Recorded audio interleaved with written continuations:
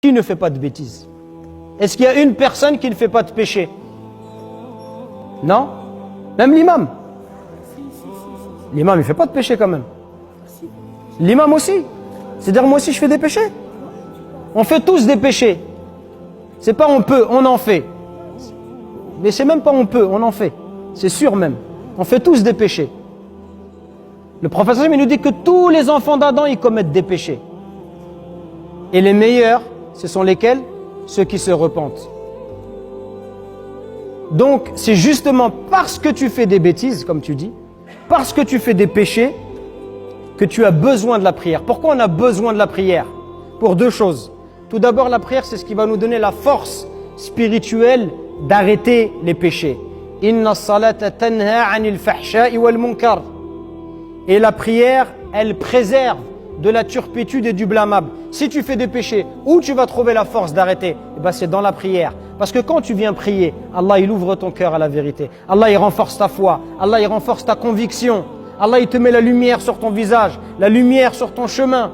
C'est ça qui va te donner l'énergie nécessaire d'arrêter les péchés. Tu as besoin de force pour arrêter les péchés. Parce que le péché, c'est avant tout une lutte au niveau de ton cœur. Tu dois arriver à détester dans ton cœur ce qui t'attire. Et pour avoir cette force spirituelle, tu as besoin d'énergie. Où tu vas trouver cette énergie? Cette énergie, tu vas la trouver dans la prière. Ça, c'est la première raison pour laquelle on a besoin de la prière. La deuxième raison, c'est que la prière, justement, elle efface les fautes et elle efface les péchés. Allah Azza wa Jalla nous dit dans le Coran, et accomplit la prière. Aux deux extrémités du jour et à certaines heures de la nuit, les bonnes œuvres effacent les mauvaises. Accomplit la prière. Pourquoi? Aux deux extrémités du jour et de la nuit, les bonnes œuvres, elles dissipent les mauvaises. Cela est une exhortation, c'est un rappel pour ceux qui réfléchissent.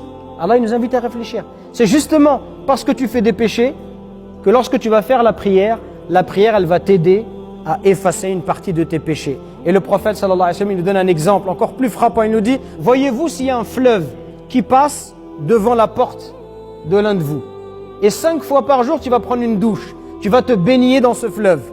Est-ce qu'il va rester des saletés sur ton corps? Imaginez-vous quelqu'un, 5 fois par jour, il se lave dans le fleuve qui passe à côté de chez lui. Est-ce qu'il va rester des saletés sur son corps? Alors les sahaba, ils ont dit non, ya Rasulallah. S'il se lave 5 fois par jour, il n'y a pas de saleté. Alors le prophète, il nous dit, ceci est l'exemple des 5 prières par lesquelles Allah, il efface les péchés.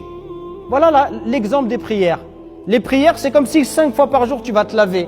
Ça efface tes péchés, ça efface ta saleté. Et la prière, tu la fais 5 fois par jour, ça va effacer tes péchés.